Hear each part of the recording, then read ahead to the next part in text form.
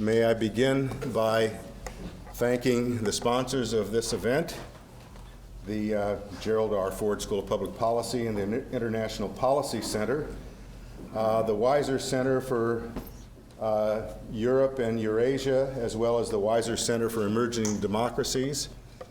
Those are the sponsors of the event. May I also thank personally Ron Weiser, who is very active on the campus here and all around town, for coming today. Former ambassador to Slovakia, and a integral member of our university community here. Well,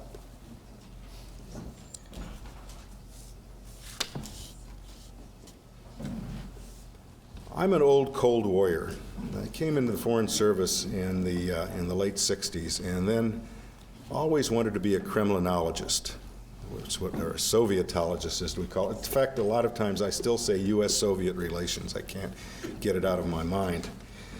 But Russia and the Soviet Union and Russia have had a certain centrality in American foreign policy for many, many years, and especially during the Cold War, when it seemed that our whole foreign policy was directed toward and around the relationship with the Soviet Union at the time. Not surprising, given the fact that there were two superpowers, both of whom had the capacity to destroy the other, and we had concepts such as mutual assured destruction, missile gaps, and the like. And every administration has tried to have a kind of angle on this, whether it was through terminology or through description of policy. So if we think of the containment policy, started during the Truman administration, which had a kind of thread through our Cold War policy all during the 45 or so years of the Cold War. Rollback, that is, roll back the communist tide, if we remember this, during the Eisenhower administration with John Foster Dulles. The Kennedy administration, which had trouble dealing with the Soviet Union with Nikita Khrushchev, and experienced the Cuba Missile Crisis, which taught, I think, the Kennedy administration had learned its lesson from other more disastrous events that it had. And then détente with Richard Nixon, or relaxation of tensions, an attempt to negotiate with our Cold War adversary, and a full round of negotiations, particularly on arms control, but also in the cultural and economic side through the Conference on Security and Conference on Security and Cooperation in Europe. And then other administrations, the Reagan administration with the evil empire, and then trust but verify, an attempt to deal with, at that time, President Gorbachev and the emerging new open Soviet democracy of Soviet system of perestroika and glasnost, openness. Clinton administration had a series of meetings at the vice presidential level, an attempt to find a productive relationship after the Cold War. The second Bush administration, whose leader looked into the eyes of the Soviet leader and saw his soul, which Margaret Thatcher had done a bit before, because she said Gorbachev looks like a man that we could actually deal with. All this by way of saying that this has been a central relationship and an important relationship for the United States. And now the new administration, as part of what I think is an overall policy of engagement, has called its policy resetting our relations with Russia. See, I was going to say Soviet Union, with Russia. Well, who could better explain and talk about this policy than our ambassador to Russia, our current ambassador to Russia?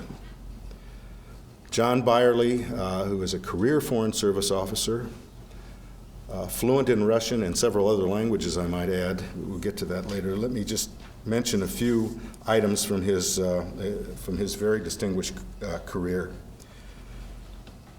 This is a man who has had a focus on Russia and East European, Central European relations during his career in the Foreign Service, in the State Department, and at the National Security Council. He has had 3 tours in the Soviet Union first, but then in Russia, first in the political section, second as Deputy Chief of Mission, that's the number 2 person in the embassy. After that, he served as ambassador to Bulgaria. His other overseas assignments were consular for political and economic affairs at the U.S. Embassy in the Czech Republic, member of the Conventional Forces negotiations in Vienna, and in his Washington assignments, acting special advisor to the Secretary of State for the new independent states, which was early on after the breakup of the old Soviet Union, and director for Russian, Ukrainian, and Eurasian affairs at the National Security Council. He's the recipient of numerous awards. He also is a Michigander from Muskegon, Michigan. Got his BA, not here, at Grand Valley State, but studied Slavic linguistics here before smart people attracted him to other kinds of jobs and eventually into the Foreign Service. But I know from as a personal item that he is a big fan of the University of Michigan, not only of the sports program, but of the university as a whole. Well, and let me add a personal note here. I was ambassador to Bulgaria in the mid-'80s, and I heard about this young officer that was working for the ambassador in Russia, and got a little note saying, this might be a good person to come bring to Sofia. At that time, our relationship with Bulgaria was probably as bad as it ever could be. It was during the Reagan administration, and we saw the Bulgarians as sort of the toadies of Moscow. And so I said, fine, let's have this officer come. He can work in the political section. We had a lot of issues at the time. And that was John Beyrle. He came after studying Bulgarian, and I have to say, retained Bulgarian, which I certainly didn't do. I gave up after a couple of years, saying I'm never going to come back to Bulgaria, but I might go to Russia. So I spoke Russian with the Bulgarian officials at the time. And then when I was asked to go back to the State Department and work for Secretary Schultz as executive secretary of the department, I said to John, why don't you come back? And he did again. Well, since that time, John has made his way brilliantly up the ladder to his current position, which is one of, if not the most important diplomatic post we have in the world. May I also add that John's wife, Jocelyn, is a very outstanding State Department Foreign Service officer. Formerly, when they were in Bulgaria, worked as a public diplomacy officer in Bulgaria. Brilliant lady who, because of ethics rules and the like, had to go on a leave of absence. I guess John will follow her when she becomes an ambassador later on and become the steward of the residence. She's biding her time. She's biding her time. In any case, thank you all for coming, and please join me in a University of Michigan welcome for our ambassador to Russia, John Beyrle.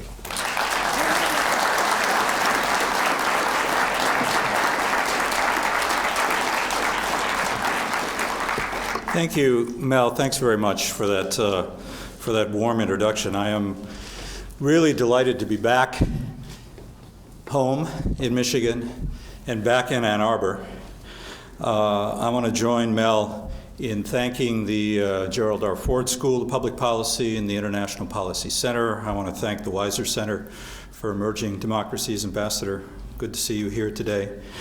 I'm also very happy to be able to welcome my brother and sister today, Joe Beyrle and Julie Sugars, and somewhat flattered that after 50 years of having to listen to me talk, sometimes against their will at places like the dinner table, where it was either go hungry or listen to John, that they actually volunteered to come all this way here today. Some good friends of ours, Scoob and Denny Ellens, are here. But most of all, I want to thank Mel, who really was who was a mentor to me. Woody Allen said famously that 80% of success in life is just showing up. And I'm sort of living embodiment of that, and I'm just glad for Mel, because when I did show up, there always seemed to be a seat reserved for me. I really learned a lot about the art of being an ambassador from close observation of Mel and Joan. Joan, where are you? Where's Joan? Hey, Joan. His wife, Joan, who were really two of the most gracious diplomats at, as Mel said, a very tough time in U.S.-Bulgarian relations. I spent a couple of formative years here in the 1970s, as Mel mentioned, studying Russian literature with Karl and Elendea Proffer, those of you who remember those halcyon days of artist-publishers, and Slavic linguistics not too far from here in what we used to call the MLB. I don't know if it's called the MLB anymore. I see a few nods out there. And it really was this time, those semesters I spent at the University of Michigan, which really brought me to the conclusion that a career in what we then called Soviet studies was probably something I needed to focus on. And a lot obviously has changed since then. The country that I first visited in 1976 as a student no longer exists, the Soviet Union. But as Mel mentioned, and he's absolutely right, the relationship between the United States and the Soviet Union, the United States and Russia, is still really of central importance to our interests, to our national interests as a country, and I would argue to peace and stability in the world as a whole as well. And I want to talk a little bit about that today. 2009, the year we've just rung out, was really a year of remarkable change and renewal in the U.S.-Russia relationship, and we used a single word to describe that change and renewal, and that word is reset. And so what I want to try to do today is reflect a little bit on what the reset entailed and what the Obama administration still sees as the areas in which we need to concentrate our efforts as a nation vis-a-vis our relationship with Russia. The past year, 2009, that was my first full year as ambassador in Russia, was quite a contrast to the atmosphere that I experienced when I arrived in August of 2008 as ambassador. At that point, the level of mistrust, the level of suspicion and misapprehension was between the United States and Russia was as high as I had ever felt it since the worst days of the Cold War, and I have been rowing this hoe, as Mel mentioned, for many, many years. Below the levels of President Bush and Putin, who did have a fairly good personal relationship, there was almost no dialogue or discussion between our governments. And the dialogue and discussion that existed was marked by a tone that was often belligerent, by a dangerous level of misunderstanding on both sides of each other's motivations or even point of view.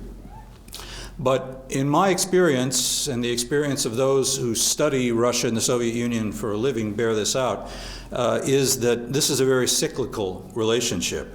There are times when the disagreements between Russia and the United States are dominant, and there are other periods in which the points of agreement are more powerful than the things we're arguing over. And Mel mentioned some of those a bit earlier on.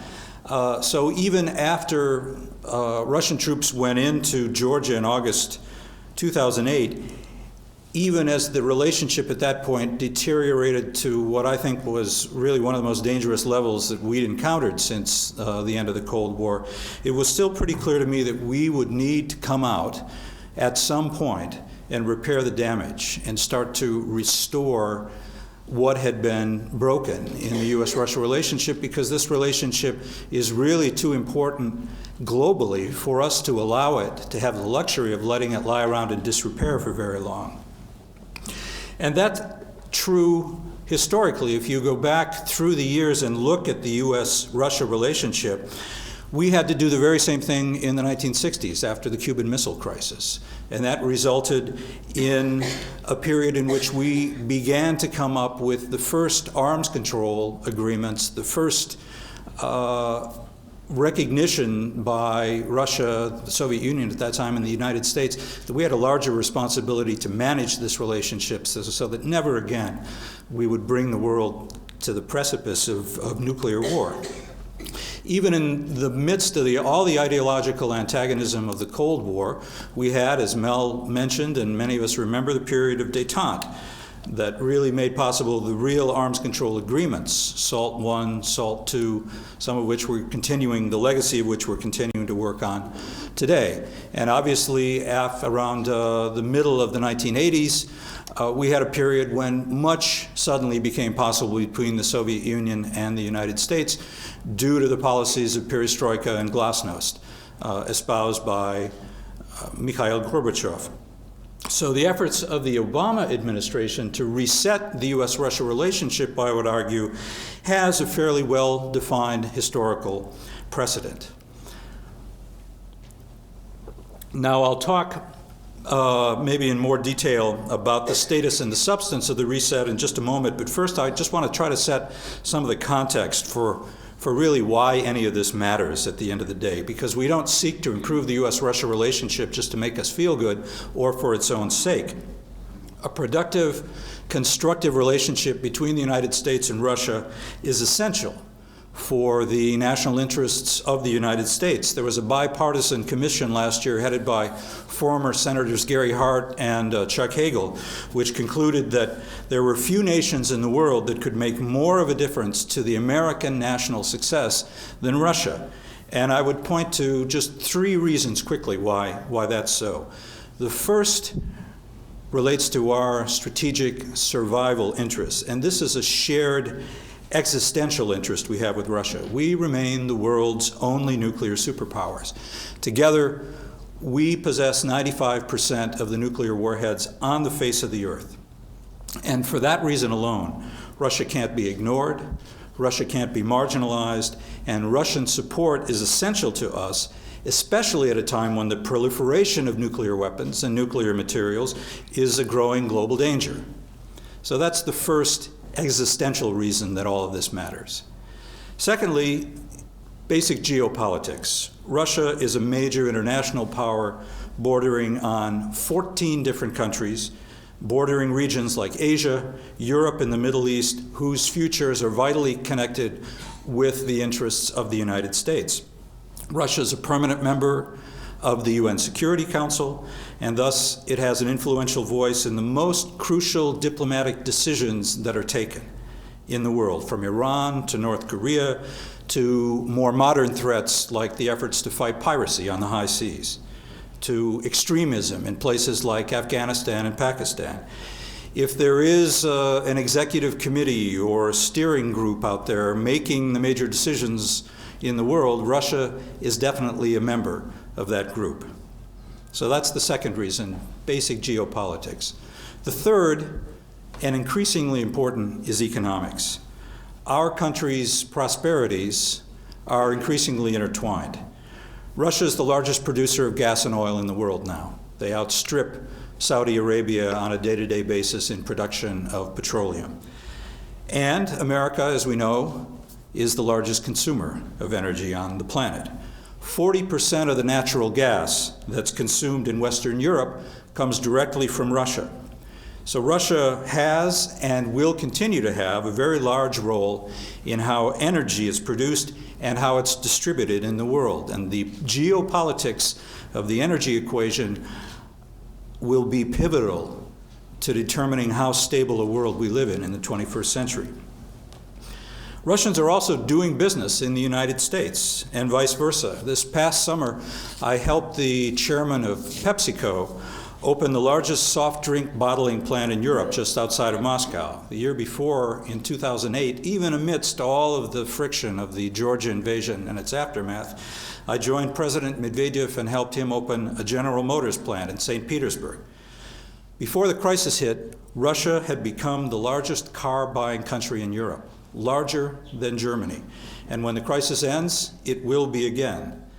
Even if you factor in the last 14 years of economic downturn, which hit Russia quite hard, and I'll talk about that later, American companies are still enjoying an incredible 10-year run of growth and prosperity, taking advantage of the business opportunities that exist now in Russia, taking advantage of the growth of what looks like a middle class for the first time in Russia. Russia historically never had a bourgeoisie. You have the beginnings now of a middle class with all of the social implications for that, and American companies are taking advantage of that. And finally, Russian investment in the United States, especially that started before the crisis, has created or saved thousands of jobs, especially in the steel industry, and you need only drive a little bit down I-94 to Dearborn to the old Rouge plant to see a very good example of that. Against this backdrop, so those are three crucial reasons why I would say this relationship matters, and we've got to get it right. But another point to keep in mind, and we were talking about this with some of the students today, is that today's Russia is not the Soviet Union, and many Americans still conflate those two and don't realize what changes have taken place in Russia. It is a far different country than the country I first visited in 1976 as a student, or where I served as a diplomat in the 1980s. Russia is now more connected with the rest of the world than at any time in its history, and connected with the United States. And you need only talk to the Russian students who are studying here at the University of Michigan, who I meet every time I come here, to be confirmed, to be convinced of that fact. The most conspicuous evidence of this change, really a revolutionary change in Russia, is the fact that Russians are traveling more than ever. In 2008, Russians made 36 million trips abroad, outside Russia. That same year, almost 200,000 Russians came to the United States. That was a record, including 32,000 students who came during the summer just to work on the famous summer work and travel program. And you probably ran into some of those kids when you went up to Mackinac Island or Beyrle, serving you or cleaning your rooms. Those kids come, they add to our economy, they see what America has to offer, they go back to the United States, they spend the money, they buy a car, they go back to Russia, and what we're finding is the kids who take part in that program for 3 or 4 years learn enough about the United States that many of them enter grad school here in the US on their own dime. Russians are getting used to freedoms, basically, that they didn't have before. Russia is one of the top 10 countries now in internet use. A third of Russia is now online. And unlike in China, there's no censorship of the internet in Russia. And the pervasive fear that Mel and I and many of us remember as the leitmotif of existence in the Soviet Union is pretty much gone now. An entire generation has grown up being able to read and say whatever they want. Now that's far from the whole story, and I'll have more to say on some of the more worrisome democratic trends in Russia overall, but my point is that we're no longer dealing with totalitarian levels of repression. So that, I hope, sets some of the context why we need to work to have a better relationship with Russia, and why we can have a different relationship with Russia than we did have with the Soviet Union. The reset is just a means to build that more productive, more constructive relationship so that we can serve our own interests. It's about identifying pragmatic ways that our countries can work together to advance our respective interests, which we find when we sit down to start working are often common interests. And while we have significant differences, and will continue to have differences on a number of important issues, I'll talk about those. Russia and the United States, being two very large countries, are bound to have a different Weltanschauung from time to time. President Obama and President Medvedev have basically agreed that we can make a lot of progress by focusing first in the areas where our interests and objectives are the most closely aligned, and build back some of the trust, some of the confidence that I talked about having been lost over the last 7-8 years for many reasons, for many reasons, many of which come out of Russia and aren't the fault of any administration. And this effort really does start at the top. It starts between the two presidents, who spent a lot of time together in 2009, almost 8 or 9 hours in various groupings, either at the negotiating table or having dinner together or talking on the phone. I was with them for very many of those hours, and I saw that these are two men who have a fair amount in common. They're both law students, they're both law professors, actually, both relatively young. They're both very open to new ideas. Technically, they're very savvy, both plugged in. Medvedev has his own blog now in Russia. And most important, they're open to a vision of how you can and how you need to modernize institutions to prepare them for all the changes that we've already seen in the first decade of the 21st century and the ones we can't even foresee on the horizon. The two of them met for the first time in April, and in the first declaration, the final declaration that came out of that meeting in London, they made a commitment to try to move beyond the old habits of confrontation and the Cold War and to make a fresh start in the relationship. Now, to be fair, many US presidents have come to power declaring the Cold War is over, we're going to make a fresh start with Russia. What President Obama and President Medvedev determined was that more needed to be done structurally to ensure that that could actually happen. So it would go beyond whatever good relationship the two presidents themselves came up with.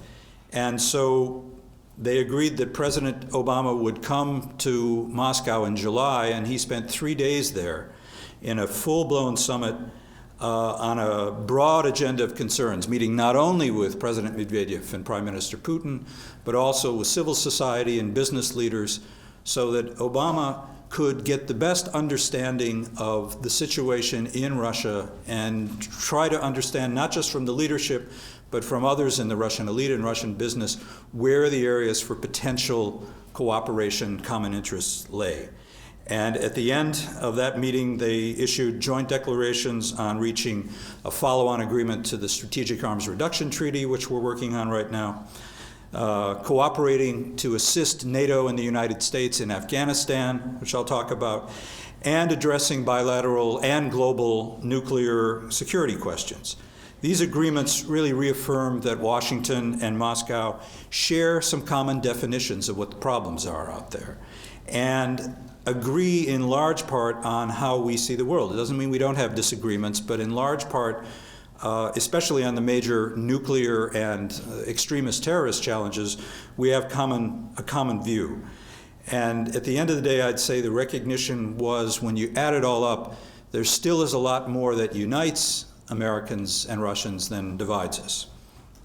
Now, to bring that down to a level of detail, talking about the specifics, I would start by the strategic military nuclear relationship between the two countries, which is really of primary existential importance, as I said. There are a lot of pressing issues on the bilateral level that demonstrate the improved climate of cooperation between the two countries, but I would really point to three in particular, and the first is the need to conclude a new strategic arms limitation treaty.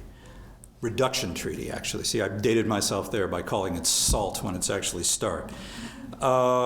This would be the follow-on to the START treaty that expired in December, and the fact that we possess 95% of the world's nuclear arsenal gives the United States and gives Russia a unique global responsibility to reduce the risk that these weapons pose not only to ourselves, but to the world as a whole if they were to fall into the wrong hands. Reducing nuclear arsenals and strengthening safeguards against proliferation are the highest foreign policy priority of the Obama administration, and Russia's cooperation there is really essential to our success. Now, I had hoped that I would be celebrating the signing of the START Treaty at this event today, but we worked very hard on it to the end of the year, and we didn't quite get there. The technical details are very complex. The idea that you can really negotiate a follow-on treaty on nuclear reductions in 6 months was ambitious. We set a very ambitious goal, but we didn't quite make it. Nonetheless, there's very broad agreement in both governments from the very top that we have to reduce the arsenals below the levels we agreed in the last agreement, and there's a lot of political will on both sides, in Washington and Moscow, from the two presidents, from Prime Minister Putin, to make this happen. Work is really continuing almost nonstop now in Geneva. Discussions in Copenhagen between the two presidents on the margins of the climate control summit brought us closer together, so I'm convinced really that by the end of this month we'll have reached agreement, and I expect and hope very much that we'll have a signing of that document sometime, if not the end of this month, then certainly in February. And this is important really, again, for a global reason. The whole world is watching us. If we, the two largest nuclear powers, the remaining nuclear superpowers, can agree to reduce our arsenals, then we're setting an example, and we have a better standing to urge others to join us to reduce their arsenals and control their nuclear weapons and materials as well. So that's the first issue. The second area of special interest and focus for the U.S.-Russia relationship in 2009 going into 2010 is non-proliferation. We have really reaffirmed that we have this shared responsibility to reduce the levels while safeguarding the peaceful use of nuclear energy. And both presidents issued a joint declaration at the July summit that we would work together to make further progress on this, drawing on the 17 years of cooperation that we already have under our belts, which destroyed tens of thousands of nuclear weapons, that eliminated an entire class of nuclear weapons, intermediate-range nuclear weapons, gone because Russia and the United States agreed to eliminate them. Both the U.S. and Russia now confront transnational terrorist and criminal groupings which are intent on getting their hands on some of this nuclear technology, on trafficking in it. And of course, there are regimes that pursue nuclear weapons under the cover of peaceful nuclear programs, as we know. Presidents Obama and Medvedev committed themselves to the global initiative to combat nuclear terrorism, which was actually started under the Bush administration and which now unites 75 countries. We agreed that we would strengthen UN provisions to prevent non-state actors from obtaining material and technology related to weapons of mass destruction. And as you may know, this year the United States is playing host both to the review conference of the Nuclear Non-Proliferation Treaty and a standalone nuclear security summit, which will take place in the spring in New York, which President Obama called for in a speech he made in Prague last year. In these two international forums, the United States and Russia need to showcase the fact that we are cooperating and not arguing about these things anymore. Otherwise, we don't have a prayer of making any progress with the rest of the world, set aside Iran and North Korea, about which I'll talk in a minute. We've also seen fresh cooperation through existing multinational policy and action groups and institutions to address the specific challenges that are posed by nuclear security by Iran and North Korea. And as further evidence that the reset is actually paying dividends, the position of Russia and the United States vis-a-vis Iran and vis-a-vis North Korea has never been closer than it is right now. The United States, as you know, remains gravely concerned about Iran's nuclear program, about Iran's nuclear ambitions, and we have worked very closely with other partners through the UN, through the International Atomic Energy Agency, to develop a package that would demonstrate to the Iranians that the international community respects its right to a peaceful nuclear program, provided that Iran complies with its obligations under the Nuclear Non-Proliferation Treaty. And through this past year, Russia and the United States have partnered together as never before, cooperating to develop a very creative proposal that would have brought out 1,200 kilos of the enriched uranium that the Iranians are working to stockpile, and thereby slowing down the nuclear clock towards development of a weapon that we're all concerned about. Unfortunately, Iran has not responded positively at all to this, but not because of anything that Russia did. Russia is in many ways as annoyed and frustrated by the recalcitrance of the Iranians as we now are. And for that reason, we and Russia are now working on a new, tougher round of sanctions against Iran, which we hope, again, will dissuade them from what we think is their ultimate aim here. Similarly, The U.S. and Russia are working closer than ever in the six-party process that's aimed at the complete and verifiable denuclearization of the Korean Peninsula, the North Korean nuclear ambitions. Russian support was absolutely critical this year when the UN passed a sanctions resolution, which was the single toughest sanctions resolution to ever come out of the United Nations. And Russia joined us and made no effort at all to water this down. Our special envoy, Ambassador Steve Bosworth, passed through Moscow in December after his most recent trip to North Korea to brief the Russians on what he'd learned and to work together to consult a bit on how we go forward in keeping the Americans, the Russians, the Chinese, the Japanese, and others together in delivering a common message to Pyongyang, to the North Koreans. A third area of cooperation that is really essential is conflict resolution, and that includes helping defeat al-Qaeda, restarting the negotiations between the Israelis and the Palestinians, and reinforcing the principle of sovereignty and independence and the territorial integrity of all states. We are working effectively now with Russia, with France, and other European countries to try to resolve the frozen conflict between Azerbaijan and Armenia. Again, we and the Russians tactically have never consulted or cooperated more on this issue in my experience. These are all unheralded, unheadlined results of the reset. Russia has also shown its support for our efforts and NATO's efforts to build a stable Afghanistan that doesn't harbor extremists. Russia obviously has a pressing interest there since it's a much closer neighbor of Afghanistan than we are.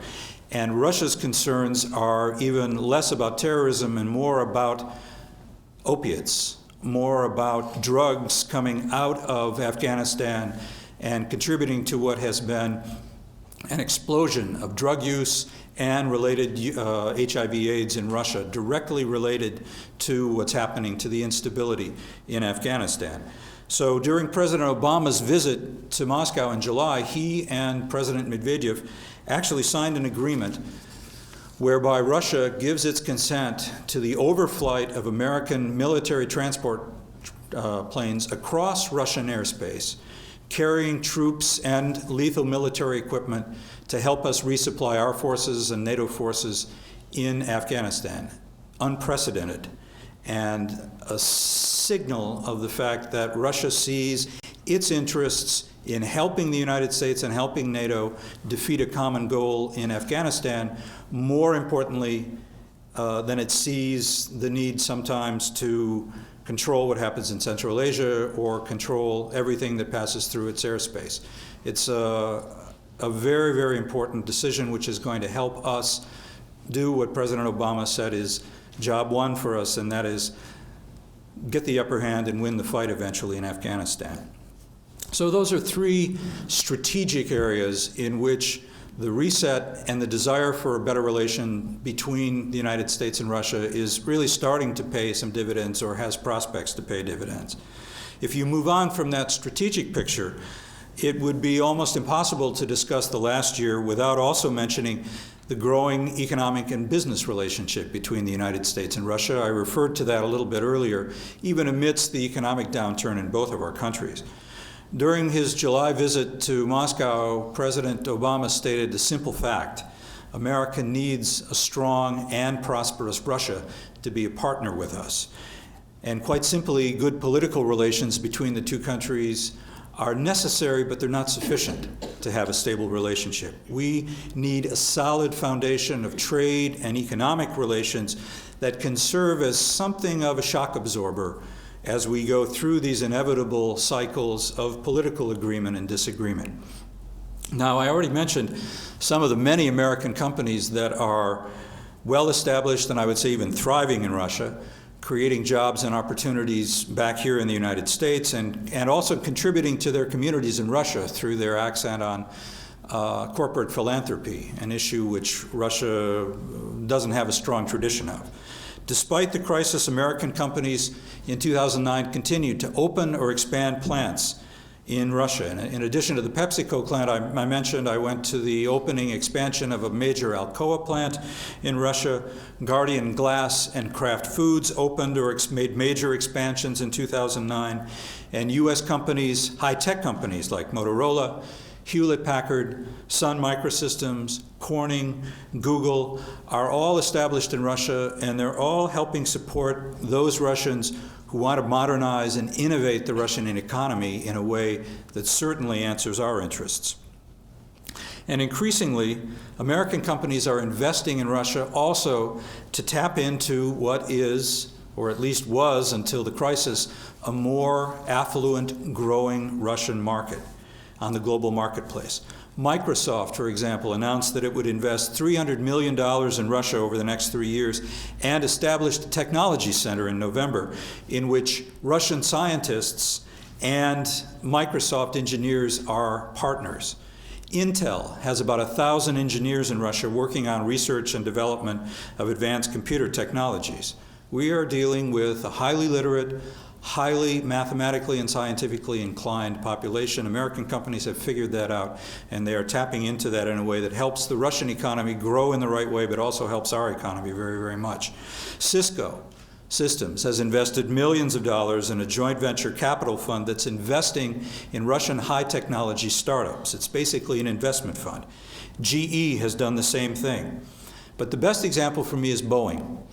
Boeing's investment in Russia is a very good example of how U.S. investment in the high-tech sector is win-win, pays dividends on both sides.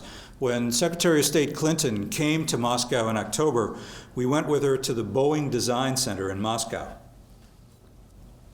It's the largest center for computer-aided design of aerospace structures in Europe. And Russian engineers who were working for Boeing and have worked for Boeing in this facility for the last 10 years helped design the aerodynamics of the Boeing 787 Dreamliner, which recently had its maiden flight in December in Seattle. And all of the titanium in that Dreamliner, that new 787, is coming from a joint venture production facility with the Russians in central Russia. Now, all of this level of trade and investment activity is obviously good for us, and it's paying dividends. But it's remarkable also because, in many ways, Russia is still a very tough place, not an easy place to do business.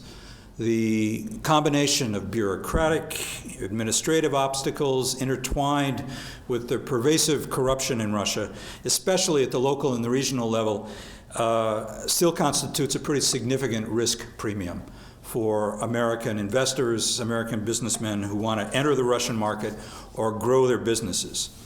Just look at the Swedish company IKEA, which has had phenomenal success in Russia over the last 10 years, opening exactly the same kind of furniture stores that they operate here, selling to that Russian middle class. IKEA made a statement in the middle of 2009 saying they're suspending all new investment in Russia. And they had a lot of significant investment on tap because simply they're tired of dealing with corrupt local and regional officials. This should be a wake-up call. U.S. meat and poultry exporters are very much in the same boat. The biggest exports that we have to Russia are meat and poultry, pork in particular. But exporters face constant pressure from protectionist forces inside Russia which want to build walls and keep our products out, to the detriment of Russian health and the Russian economy, since our protein, our chicken, is cheaper and more protein-laden than theirs. But this is one of the reasons why another priority for us is supporting the entry of Russia into the World Trade Organization.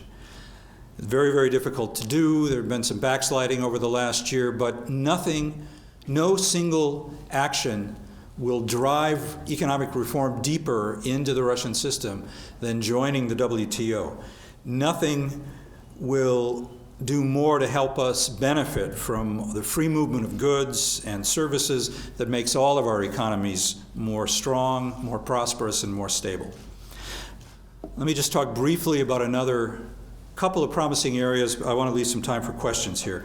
Another promising area in the U.S.-Russia partnership in the 21st century is one that Ambassador Levitsky, that Mel knows a lot about, and that is law enforcement on a global scale. Fighting organized crime, cybercrime, piracy, counter-narcotics, human trafficking, and other forms of lawlessness that don't respect international borders. And here again, there's a lot going on below the headlines that just doesn't get the publicity it needs. For instance, the FBI and the Russian FSB, this is the successor to the KGB, are cooperating effectively now to combat cybercrime. There's a plague of credit card fraud that's come out of Russia and washed over part of the U.S. banking sector that the FSB and the FBI are working hand in glove to overcome. The idea that the FSB, successor to the KGB, and the FBI can cooperate on anything makes my head spin from time to time, but it is a fact. America and Russia are also working in the drug front. The American Drug Enforcement Administration and Russian Customs last year partnered on a major seizure of drugs in the harbor of St. Petersburg. It was actually cocaine from South America. And Russian police and immigration officers recently carried out a joint prosecution of an American citizen who was running a sex trafficking ring in Russia using orphans. These are areas in which we share the same values with the Russians, believe me. We're also cooperating to address public health issues. Russia faces challenges, as I mentioned, battling HIV/AIDS and drug-resistant tuberculosis. In July 2009, I signed an agreement with the Russian Ministry of Health on cooperation in public health and medical science. And under this agreement already, U.S. and Russia experts are working to strengthen Russia's efforts to combat disease, to promote healthy lifestyle, less drinking, less cigarette smoking, and improve health care for mothers and children. The U.S. and Russia face similar environmental challenges. We've got mutual concerns about the threat of pollution, about climate change, about the depletion of natural resources and biological diversity. I'll give you just one example here. Illegal logging, hazardous waste, and pollutants in the Arctic dramatically affect both indigenous Russian and American Alaskan populations. If we're not cooperating with the Russians in that Arctic region, we're only doing half the job. And this year, the U.S. Agency for International Development and the Russian Forest Service signed an agreement to strengthen cooperation in sustainable management of forests through 2013. This is a very big contribution to the global fight against climate change, because Russia is the most heavily forested country in the world, and protecting those forests will do a lot to help us battle the carbon challenges that we're going to face in this century. A final word about exchanges. We have reached now the end of the first decade of the 21st century. That went by awfully fast. And it's very clear that we can still do a lot more to exchange and share ideas between the two of our nations. America and Russia have always been two of the biggest exporters of ideas and culture to the rest of the world. And one of the best ways for Russians and Americans to share their insights, to bridge their differences, and to learn more about each other is through academic and scientific exchanges. And we're not doing enough of it. A lot of it is a resource problem. We do go back to Congress, but there is increasingly ability to tap private sources of funding for this as well. I am living proof of the power of exchanges. When I left Ann Arbor in 1976, I went to Russia on that student exchange, and the value of that program in exposing me to the paradoxes of the Soviet Union changed my life. I stopped studying Slavic linguistics and started studying international relations and political science to help me unravel the riddle of the Soviet Union at that time. I wasn't doing too well on those case endings in 16th century Old Church Slavonic either, so probably wasn't a bad choice for me. But we need to increase and expand the exchange that we have with Russia, because there's still too little understanding between the two countries. 65% of Russians surveyed still think America is seeking actively to weaken Russia, to make it a weaker country. For us, a weak Russia is really a nightmare, especially a weak Russia armed the way that Russia is armed now in the neighborhood Russia lives in. But very difficult to convince the bulk of people who grew up in the Cold War and have been fed a steady diet of anti-American propaganda through much of their lives. So let me just talk briefly in conclusion about the next steps. What's on tap for the reset in 2010 and 2011? One of the most promising developments of the past year, one of the best things that the two presidents came up with a new idea, is actually an old idea, and it's one that Mel referred to, and that's a bilateral commission between the two countries headed by President Obama and President Medvedev. This was agreed at the July summit. It was agreed there would be about 16 working groups under this presidential commission focusing not only on nuclear security or health, but also issues like space, cultural exchanges, sports, a whole range of issues to build a structure of interaction below the level of presidents.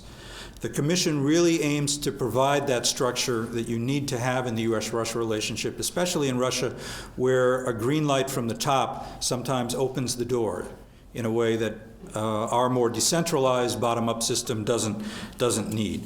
And this Commission focuses not only on government-to-government contacts at a high level, but it also strengthens the people-to-people and business contacts that already exist and helps expand them.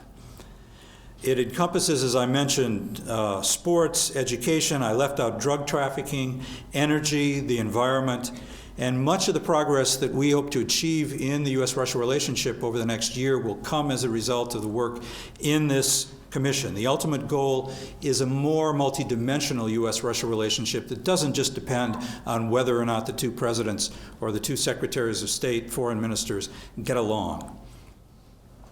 So all of that is a very positive, very forward-looking picture of the U.S.-Russian agenda. It's substantial.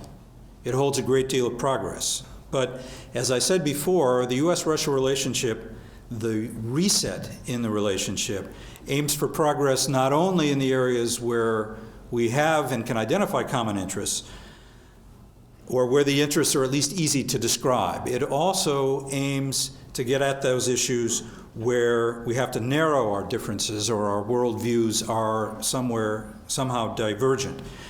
And one of those areas in which we hope to be able to make more progress as we build trust back into the relationship is Russia's relationship with its nearest neighbors, the independent states of the former Soviet Union, the former Warsaw Pact nations of Central and East Europe. The problem is that those states still feel under pressure from Russia and from those people in Russia who still measure Russia's power the old-fashioned way, by the degree to which Russia's neighbors are weak. And I would say that Moscow's recognition of the disputed territories in Georgia, South Ossetia, and Abkhazia is a conspicuous example of this problem. It happened after the Russian invasion of Georgia in 2008, and even though Russia hasn't had a tremendous diplomatic success in winning other nations to that recognition, I think only Nicaragua and Nauru have recognized, Russia's made very, very clear that it is not backtracking on its own recognition of these two parts of the independent sovereign nation of Georgia.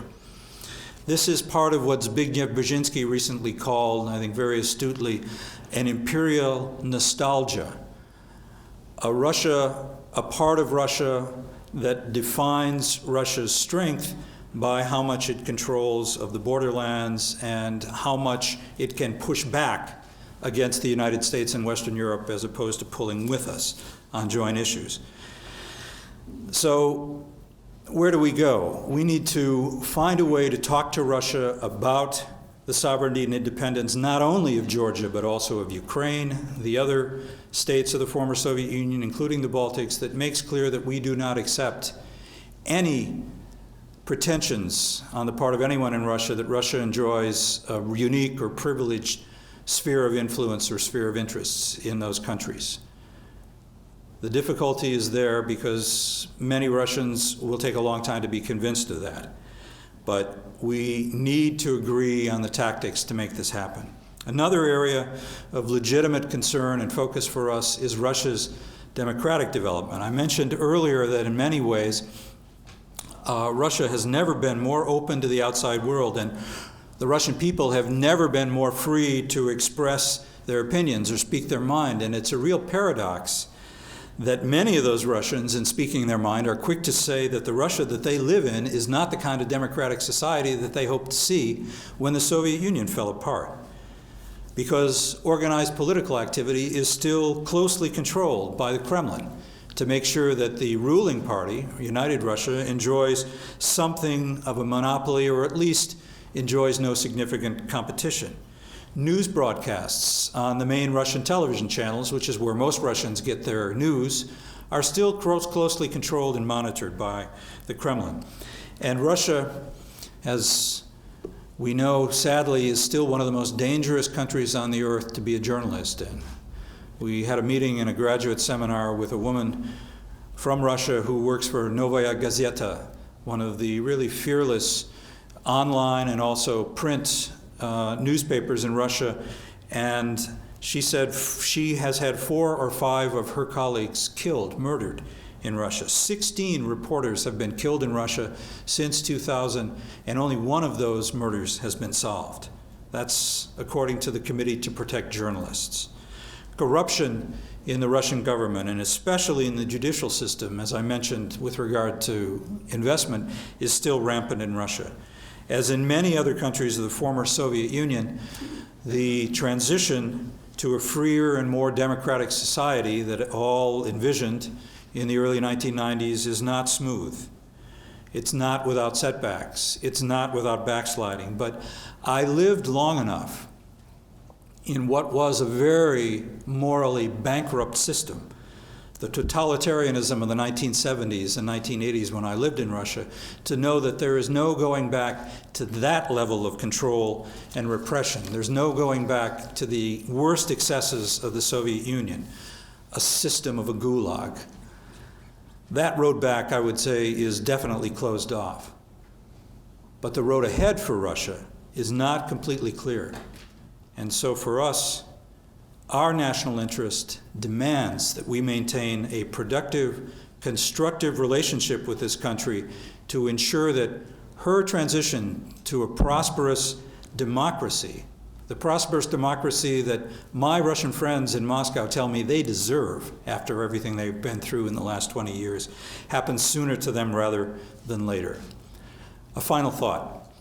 Secretary of State Clinton came to Moscow in October, and she said, in answer to one of the students who talked to her at Moscow State University and asked her about the multipolar world, she said, "We don't want to live in a multipolar world.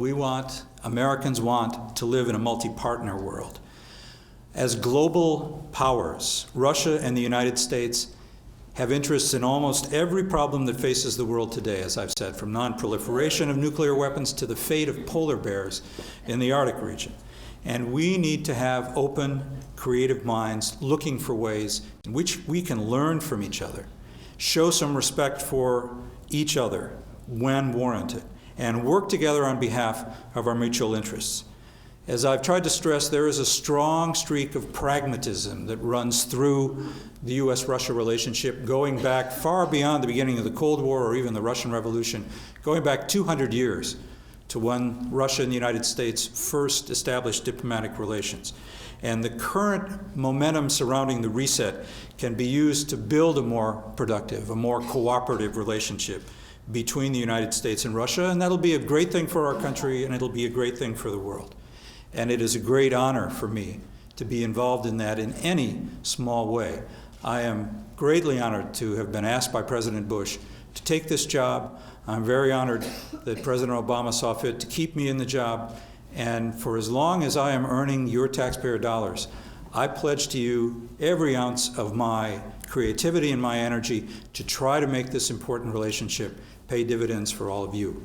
And now, since I sense there is a great deal of experience and even expertise out there, I look forward to the best part of this event for me, and that's a chance to hear your feedback and your reactions to what I've had to say, so that I, as an American ambassador representing the American people, can get it right. Thank you.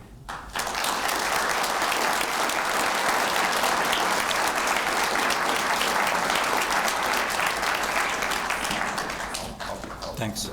So we have a microphone here. Please come up to it if you want to ask a question. Go ahead, please.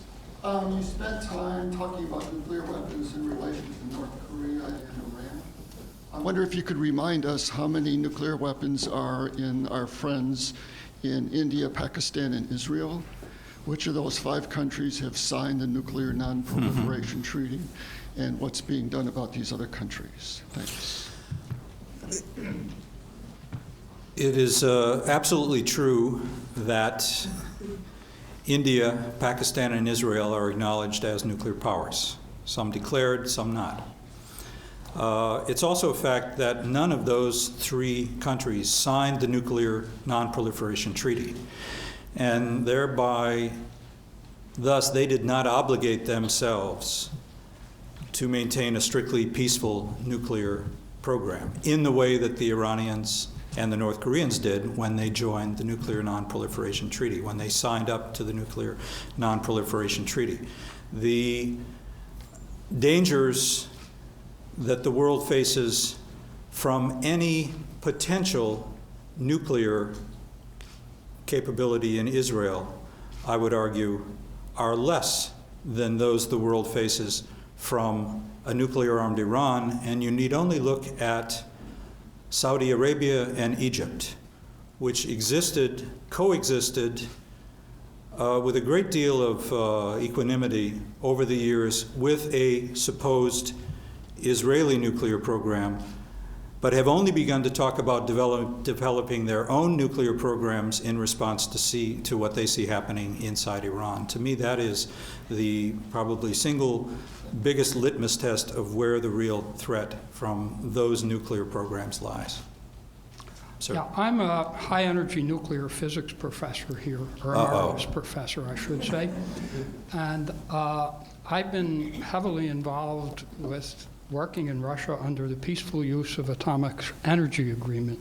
You probably know this was started by a speech by President Eisenhower at the United Nations in 1953.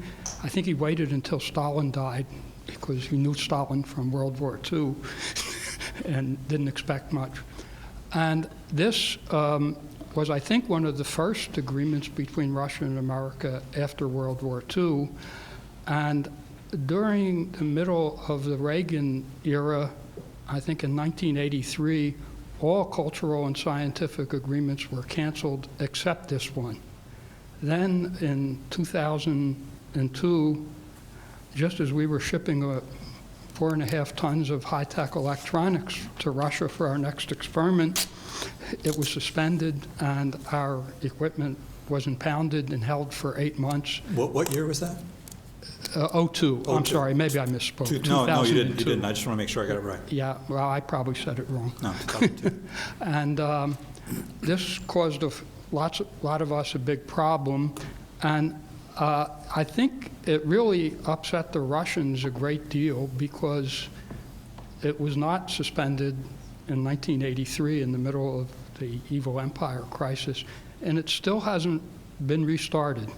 And is there any idea when it's going to be restarted? It was a very inexpensive but mutually beneficial thing.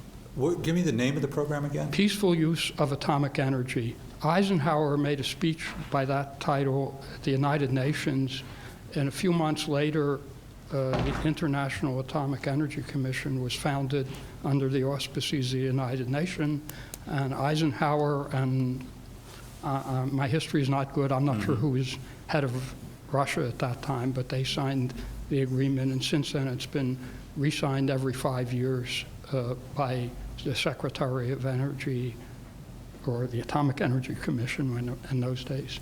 So there was a lot of talk about it. It's kind of getting to be just after Obama was elected, but as far as I can tell, not much has happened. I'm not familiar with that specific agreement. I know we have a range of agreements falling under the Cooperative Threat Reduction Program that known more popularly as the non-Lugar programs. that I referred to when I said we've had 17 years of success in lowering the nuclear threat, destroying weapons, but also in safeguarding and securing nuclear materials and making it possible for there to be more peaceful use of nuclear materials in places like radiological centers and hospitals. I think also one of the most promising areas for the United States, Russia, and other countries to cooperate on peaceful maintenance of nuclear stocks is the idea of a nuclear fuel bank, where countries which desire to have enriched uranium for their peaceful nuclear power plants don't even need to develop it or enrich it themselves. They can simply go to a bank of this material, which is held in Russia, and Russia's building facility right now that we're supporting, or eventually some other country. And this helps us reduce the proliferation risk from the transfer of this material. Let's see if I just speak loudly. I perhaps didn't make clear, we're not involved in nuclear reactors. We work with these high energy accelerators on basic research. And I think that's why Eisenhower got guys like us started, because our ancestors started the atomic bomb business, but we can do This was the Atoms for Peace program, I think, under Eisenhower. Mm-hmm. And then PNEs. And we had lots of exchange students. The Moscow State in Michigan had a dozen kids. Each year they picked their best student and sent them to the Okay. Thank you. Thanks very much. Well, as I'm sure you're aware, Vladimir Putin has made several authoritarian gestures within Russia, such as shutting down TV stations, arresting Russia's most wealthiest businessman, and yet he still maintains approximately a 70% approval rating. I'm just wondering, does that authoritarian movement worry you at all as far as the future of democracy goes, as far as the future of United States-Russian relations and the reset? It does. I mentioned that Russia's democratic development is not of marginal importance to the United States.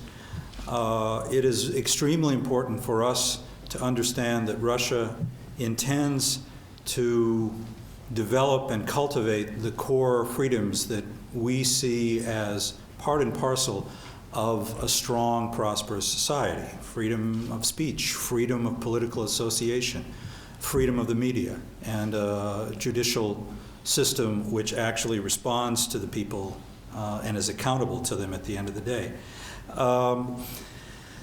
As I said, it's not a clear, straight path, and when we see deviations from that path, when we see pressure against independent media, when we see peaceful demonstrations in Russia broken up through violence, when we see peaceful people like Lyudmila Alexeyeva, an 82-year-old human rights activist that Mel and I knew in the 60s and the 1970s, when we see her thrown in jail, we have a lot of concern as to whether or not Russia really intends to build that kind of society which we, at the end of the day, know we can trust and partner with. When I was nominated to be ambassador, in my statement at the confirmation hearings in the Senate, I said that Russia's capability and willingness to build the institutions of civil society, of a democratic polity, will be the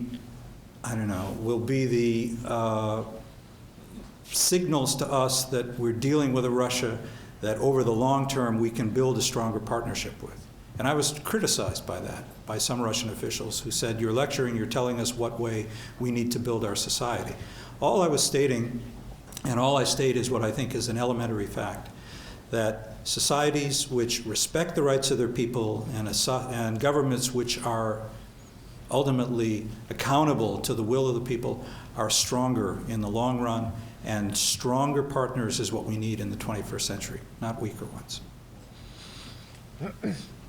Yes, Ambassador. How do you see Russia's role in the world politically, economically, and also the relationship with the United States changing with the relatively new rise of India and China as great powers, as with their growing level of economic and military importance? It is, I think, an indication that this is an extremely complicated world, and that certainly the bipolar model that existed through the Cold War and maybe even immediately after the demise of the Soviet Union no longer applies. That we're dealing with the rise of countries like India, like China, which will be significant stakeholders in the international system in the 21st century, and which are demanding a bigger say in how the world is governed in the 21st century. And the fact that we've moved from the G8 or G7, which included Russia but didn't include China, didn't include India, to a G20, which is much more inclusive of the major world economies, I think is a recognition of the fact that we need to evolve, that we need to take a look at the power relationships that served us fairly well, or at least were familiar to us in the 20th century, and explore how those can be restructured so that we can both confront and resolve some of the most pressing challenges that are facing us in this century, ones that didn't even exist 20 years ago, for instance, cybercrime. Okay, so I have two questions. One is with regards to the upcoming elections in Ukraine, and how much weight and how much lever does the United States have in ensuring the more or less democratic elections, and whether the United States are willing to pull those levers in case Russia is a silent partner behind anti-democratic and anti-Western candidates are using to their benefit. So what is America can do? What can America do in order to remove the silent partner out of the picture? That's the first question. And the second is unrelated to politics. It's about the Arctic Circle exploration of the ocean floor and Russians' claims. Very imperialistically, they consider themselves and owners of the yet to be discovered deposits of energy carriers and fossil fuels. Okay. Thank you. With regard to the Ukrainian presidential elections, which are coming up January 17th, and what can the United States do to ensure, let's say, a favorable outcome there? I think what we can do is what we're doing right now. We're supporting those Ukrainians who are determined to ensure that those elections are conducted fairly and represent the will of the Ukrainian people. We in the United States have made very, very clear that we support a fair and open process. We do not support individuals as the desired outcome of a process.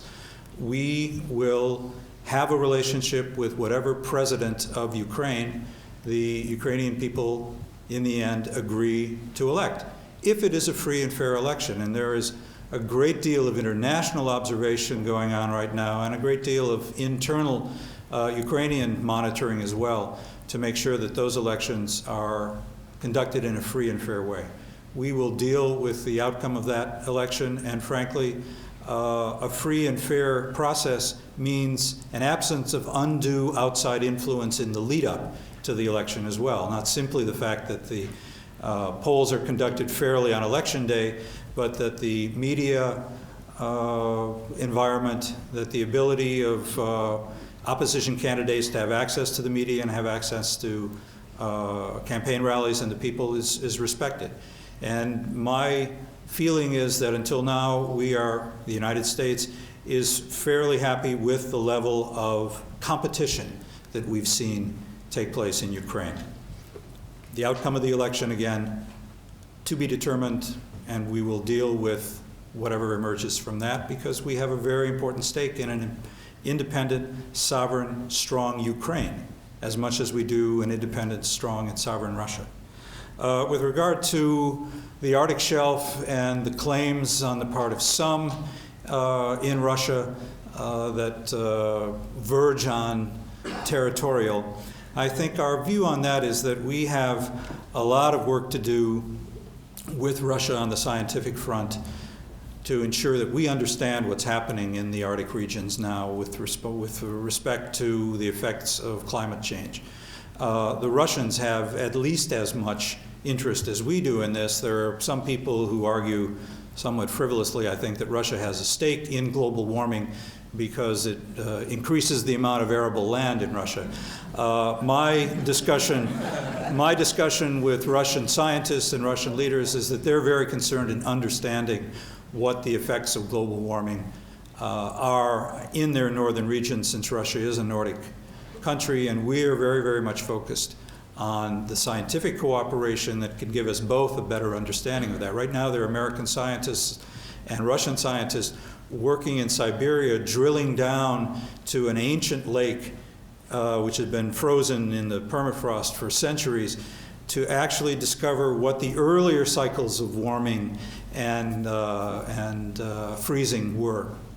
That's the kind of cooperation we want to focus on, and I think we do a disservice sometimes by paying attention to those loud voices in Russia that want to plant flags places, because there's really no practical effect to that at all.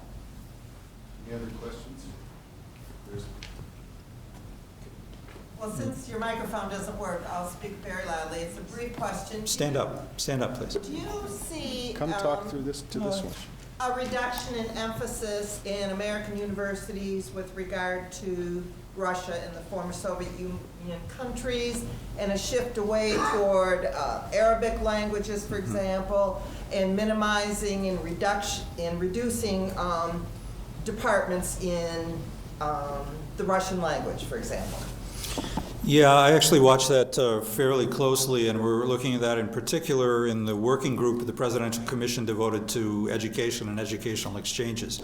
I think it's a natural, maybe unfortunate, but a natural consequence of the end of the Cold War, when the Soviet Union was central to the existential interests of the United States, and that's simply less true now. But what I hope I've tried to point out is that we still need a productive relationship with Russia, and there is still a great deal of misunderstanding. If 60-70% of Russians really believe that America wants to weaken Russia, then we've got a problem.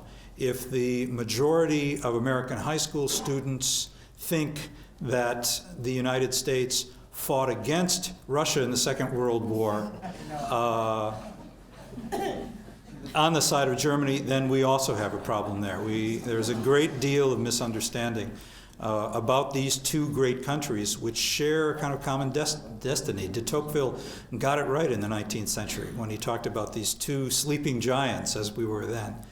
And the kind of cultural and educational exchange that we need to foster, and frankly, with the advent of great 21st century communications, can do much more easily and cheaply now, is not being tapped into enough. I know that from my own experience, and I can tell you only that we're determined to try to increase the level of interest and understanding on the part of American students vis-a-vis Russia and vice versa. I guess I get the luxury of one question, and then you can ask the last one. Could I? I was struck by if you read the New York Times this morning about Lyudmila Alexeyeva, there were a couple of quotes from Russian human rights groups that struck me, that lead me to this question. What they were basically saying is, we have the elite, the elite educated class in Russia, intellectuals, this is a common thing in Russia after all, understand the need for democratic development. What we don't have are 70% of the population that supports actually the kind of strong-arm politics that President Putin has either instituted or sponsored, or at least allowed. And so the question becomes, if we're for democratic development and the Russian population seems more concerned about stability, order, economic well-being, getting their pensions and that kind of thing, what is it that the United States can do? We've been sort of kicked out of the working with NGOs in many respects. What is it that we are doing, or what plans do we have in this binational commission or whatever kind of institutions will exist? Well, there is still a lot of work in terms of programs and projects that the United States is carrying out in Russia to help bolster institutions of civil society, non-governmental organizations, human rights groups. That hasn't stopped. That work got more difficult over the last 4 or 5 years especially in response to the Orange Revolution in Ukraine, the Rose Revolution in Georgia, which some in positions of power in Russia saw as a U.S.-inspired plot to weaken Russia, which led to something that some have called a kind of orange paranoia on the part of Russian leaders, and actually got them to criticize U.S. funding for Russian non-governmental organizations in a way that made those organizations drop not just American but Western funding as well. I think some of that overreaction, I would call it, is beginning to right itself. And as I said, we are still continuing through USAID to carry out programs that help Russians who want to strengthen their society through stronger human rights, non-governmental organizations, to have the understanding and the wherewithal and the capacity to do that.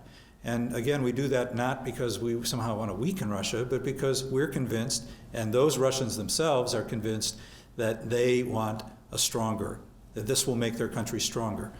And I think we and the Russians probably just need to do a better job of talking about that in a way that begins to get that at that 70%, if it is in fact 70% of Russians, who still doubt that this somehow ultimately is a plus for their country.